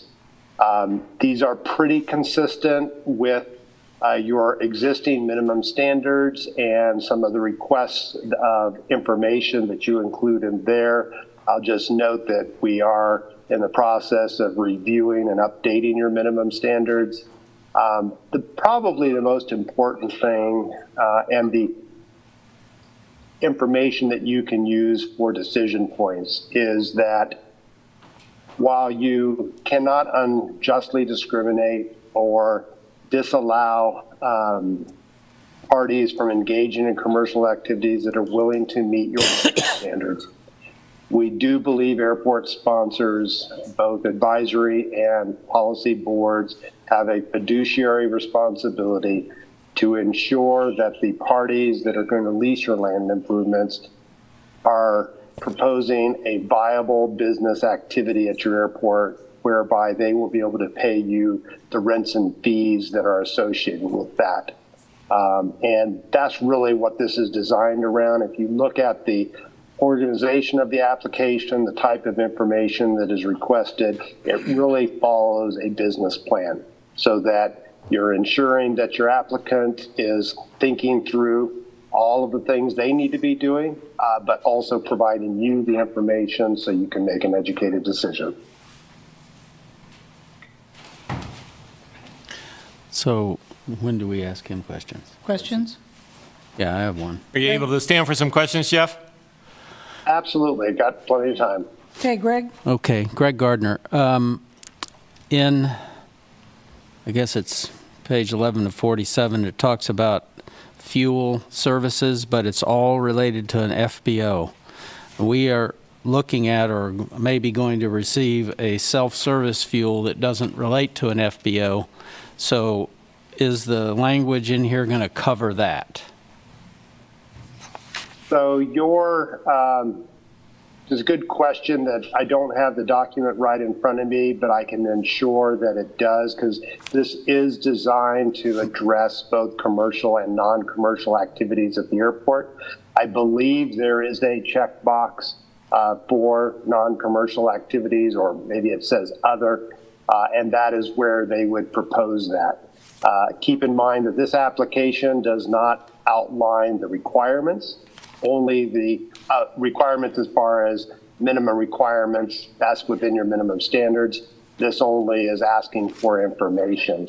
But it's a good question that I'll ensure that the final document captures that perspective. Awesome. Thank you, Jeff. You bet. Carrie? Might be a general question maybe for Scott. What's the process now of if someone wants to do this? If I wake up tomorrow or somebody I know wants to build something at the airport, how does this work now currently?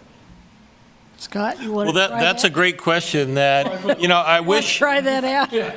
and I've told Chin this a few times, I wish I could just hand you this piece of paper and this is how we do it.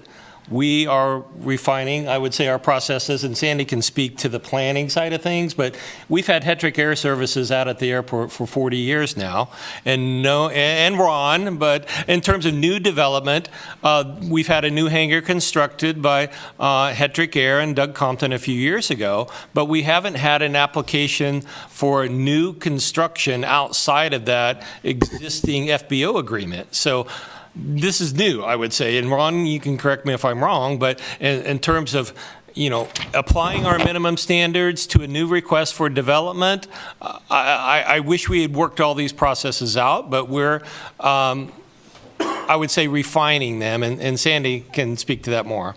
So very briefly, the process would be for an applicant, they usually start calling either Scott or the planning office to schedule a pre-submittal meeting. And they will meet with staff, we will schedule a meeting, and we will bring in the planners, fire, engineering, airport staff. That's usually the key component, sometimes the city manager, sometimes our economic development team. And we will meet with the applicant to get an understanding of what it is that they want to do. And we start asking the questions. Is the use permitted on the property? Is the property platted? Where do they want to be located? How does it work with the airport layout plan? How does it work with the comprehensive plan? So we start asking those questions, and the applicant usually is going to have multiple meetings with staff. So we start with kind of that bigger team, and then there's going to be offshoot meetings to be addressing certain particular things.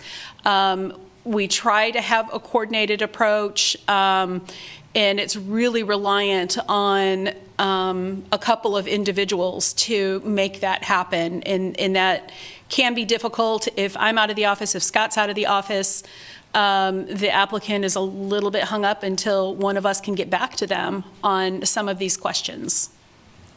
So this. And if I may just add to that briefly, is that within your existing minimum standards, there is a outline of the application information that is required. And as I mentioned, a little consistent with what we have, but we're going to try to work to expand that. It also talks briefly to a process, but also needing to be updated. And I'll certainly work with Scott and the city to make sure that their intended process is well, one, thought out, two, is outlined within the updated minimum standards. Thanks, Jeff. So, Greg? And maybe Ron had a comment there. I don't. Oh, Ron? Yeah. Hello, this is Ron Renz. Hello, Jeff. Haven't seen you for a long time. Hey, Ron, how are you? Great. Jeff and I go back a really long way. Used to be in business with his father.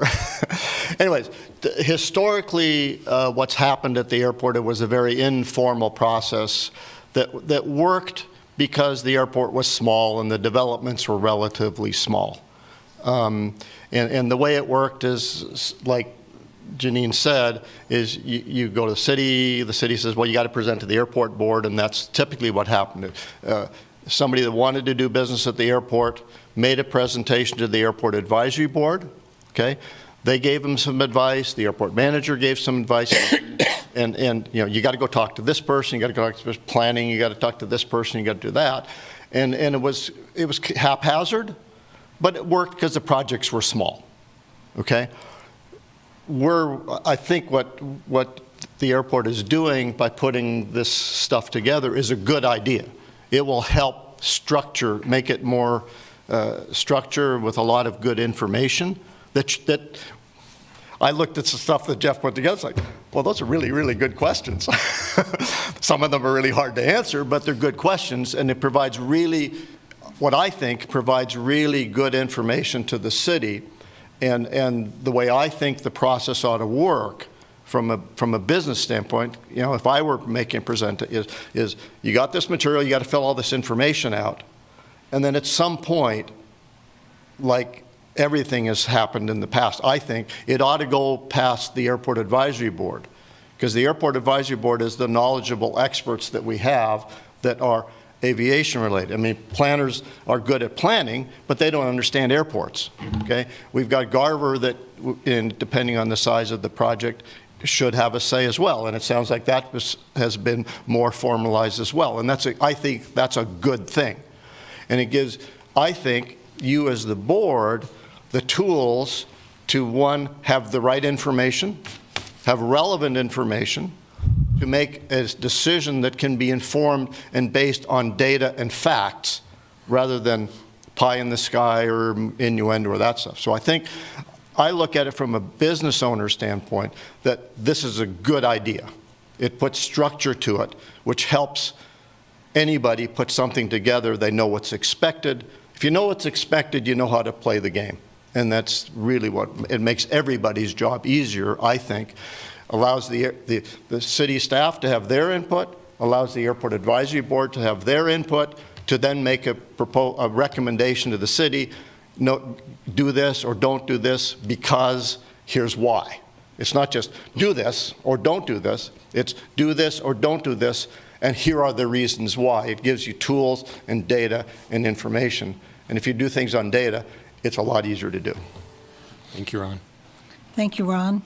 Any other comments from the board? Yeah, it's funny, but it's excellent comments, because that was the same comments I was going to make. And I was actually going to go back and say a lot of the lack of transparency had to do with the fact that we didn't really have these. And so glad to see it happen and move forward. Well, having a baseline like this puts everybody on a level playing Right. field. So Right. that's all good. Okay, any other comments or questions for Jeff? If I may. Go ahead, Chris. This is Chris Coleman. I'm a board member. In the process, when's the appropriate time to start negotiating the rate on a ground lease? Should that be done up front, or is that something that develops as the project develops? Well, there's a lot of different ways to do that. One is that the city can just determine and specify this will be the rate. And if a party is willing to lease those land or improvements at that rate, then you move forward. You can have a more formal bid process where you actually have parties that are interested in the same property. They can certainly go through a bid where, the highest bid wins. Or you can have it more open-ended to once you agree in principle about which land, which improvements, what activities, then you can start the negotiation of what rates.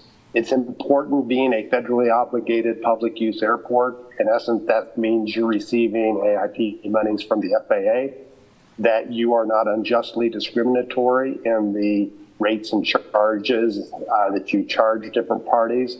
So you have to take into account what other people are paying, assuming that what other people are paying are market-based or cost-based. Market-based is rent, cost-based is fees. Okay, yeah, and that brings me to my second question. Would we have to have something similar to like an appraisal process to determine what the going rate is in the area? I think that in any negotiation, the lessor needs to have a reasonable basis and understanding of what that market rent is, yes. Okay, yeah, thank you. So I was looking, and I didn't get a detailed read of the, whatever it is, 50-page document. But does it address the duration of leases? Because aviation airport kind of leases are usually longer term, especially when you're going to build millions of dollars. Does it include a beyond the market-based beginning, does it include inflation built into the lease? And is any of that addressed in the standards? Is your question for Jeff, Greg? Yes. Because I couldn't read the whole 50-page document. And I can address some of those, Jeff. Typically a lease document would address in price indexing per term, that it wouldn't be a fixed 30-year rate. Going back to, I think, some of Chris Coleman's questions, typically what I've seen at our airport is a 30-year lease, that would be a minimum that a lot of banks would require. I see Chen shaking his head over there. So that would probably be our standard length of term. And Jeff, you can chime in on some of the other questions. Yeah, so just to clarify, the application itself does not address term or lease rates. It's just you're getting information from the applicant. Your minimum standards currently does not address term or lease rates. And one of the tools that airport sponsors commonly use will be a leasing rents and fees policy, which does address processes for setting and adjusting rents and methodologies for determining lease terms, the length of a lease. The City of Lawrence Municipal Airport currently does not have that. The only document that addresses that specifically, and it is an agreement between the lessor and the lessee, is the actual agreement itself. Okay, so. Ron Renz. Yeah, Ron Renz again. I'll put my business hat on. I think to put that kind of information, lease terms and things like that, into the standards, my belief that's not appropriate. Okay. Because lease terms and lengths of lease and inflation clauses all depend on what is the project. If you're doing a $100 million project or if you're doing a $1 million project are very, very different. Right. Okay? And I think that those sorts of things you need to negotiate so that it's fair to all parties, because that's what it has to be. Otherwise, it doesn't work from a business standpoint. To try to make it specific, oh, it's got to be this. Yeah. Well, maybe that works this year, but I think we're trying to put something together that's a document that's not for this year. We're trying to put a document together that is a long-term thing, and it's going to be based on some realities. You know, for example, a lot of the leases at the Lawrence Airport now are somewhere between 20 and 30 and 50 years, depending on what the project was. Typical airport leases for projects the size that Chin is talking about are in the order of 50 to 70 years, because you've got to not only satisfy the bank, the people that are investing the money in the project have got to have a way to make their money back. That's why they're doing that. They're not doing it because they want to build a nice hangar. They're doing it because they need to make money, or they see a way to serve the community and make money. That's how the system works. So I think to put specific things like that in the standards or the information is not correct, okay? However, it should be up to the applicant to say, we need this because, okay? And it's up to their proposal. And what is the proposal? How can you know? You don't know until you have it, okay? Like, are they going to do their own taxiways, or are they expecting the city to do the taxiways? You know, who's going to put in the sewer? Who's going to put in the water? All of that stuff is all part that can significantly affect the cost of the project and what you give up. If you have somebody else pay for some of your project, you've got to give something up for that. That's fair, okay? If you don't expect anybody to participate in the project and you're going to do everything, well then you ought to benefit from that rather than not. And so that all depends, I think, you've got to have flexibility into this so that you can have negotiations that are fair for all parties. Because if one party is aggrieved, the project doesn't work. All parties have to win. That means the person doing the project, it means the city, it means the community, and it means the customers that are going to use the project. All of those things have to be considered in a proposal. And if they're not, the proposal's missing some things. And therefore, I don't think you should write that into the standards. But it should be up to the applicant to be creative enough to put stuff that makes sense. So that it's a sales job. And what Chin is doing is a sales job, okay? He's trying to sell the city, the Airport Advisory Board, that his project makes sense, okay? Your job, I think, is to assess, does that make sense from your standpoint? And that's important.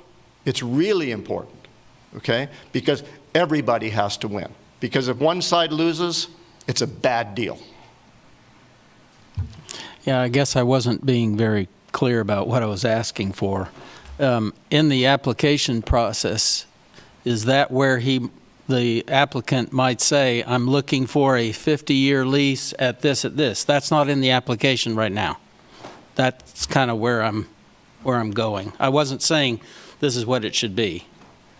I believe the application does have a section where they would identify what lease terms and conditions that they are interested in requesting from the city. And again, like the other topic, I'll verify that, but I believe that is the case.